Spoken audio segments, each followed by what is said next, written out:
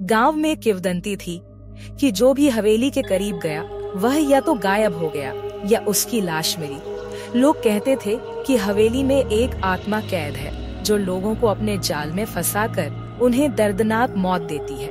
रोहित, अनु, समीर और प्रिया ने इस श्राप को चुनौती देने की ठानी। चारों दोस्त रात के अंधेरे में हवेली पहुँचे। दरवाजा खोलते ही ठंडी हवा का झोंका आया जो कंकालों की गंध से भरा हुआ था। फर्श पर सूखे खून के धब्बे और टूटी हुई हड्डियां बिखरी पड़ी थी। अचानक पीछे से एक दरवाजा खुद ब खुद बंद हो गया और एक खौफनाक आवाज गूंजी, तुम यहाँ क्यों आए हो?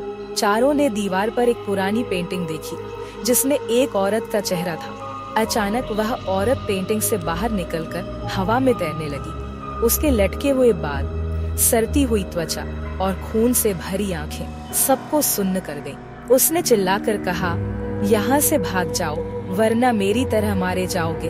तभी रोहित के हाथ पर कुछ जला देने वाला महसूस हुआ। उसकी हथेली पर कोई नाम उभर रहा था। चारों दोस्त भागने की कोशिश करते हैं लेकिन हवेली एक भूल भुलैया में बदल जाती है। हर दरवाजा उन्हें एक ही जगह पर ले आता है। एक कमरे में घुसते ही उन्होंने देखा कि फर्श पर किसी ने खून से मृत्यु लिखा था। कमरे के कोने में एक छोटी लड़की थी जो लगातार रो रही थी। जब समीर ने उसे छूने की कोशिश की, लड़की ने अपनी गर्दन पूरी तरह घुमा दी और खौफनाक हंसी में बदल गई। डायरियों से उन्हें पता चला कि हवेली के मालिक ने अपनी पत्नी और बेटी को बलि के लिए मारा था। उनकी आत्माएं बदला लेने के लिए हवेली में फंसी हुई थी। तभी एक आदमी का अधजला शरीर हवा में तैरता हुआ प्रकट हुआ। उसने रोहित का गला पकड़कर कहा, तुमने मेरी शांति भंग की है, अब तुम भी मेरे साथ यहीं मरोगे।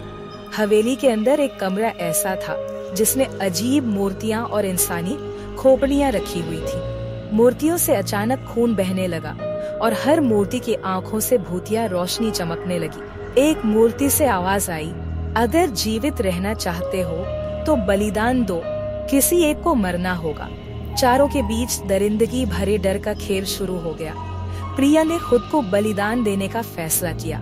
जैसे ही उसने आत्मा के सामने अपने हाथ उठाए, तांत्रिक की आत्मा प्रकट हुई और प्रिया को खींचकर अपने अंदर समा लिया। अचानक हवेली की दीवारें गिरने लगीं और बाकी तीन दोस्त किसी तरह बाहर निकलने में कामयाब हुए। लेकिन पीछे मुड़कर देखने पर उन्हें हवेली की खिड़की में प्रिया की खून से सनी आंखें दिखी। तीनों दोस्त गांव लौट आए, लेकिन हर रात उन्हें प्रिया की चीखें सुनाई देती थी। एक दिन रोहित ने अपने कमरे में एक ताबीज देखा, वही ताबीज जो हवेली के दरवाजे पर लटका था। तभी कमरे की लाइट बंद हो गई और रोहित की आंखों में वही खून भरा चेहरा दिखाई दिया। कहानी वहीं खत्म होती है, लेकिन श्राप अब और बढ़ चुका है।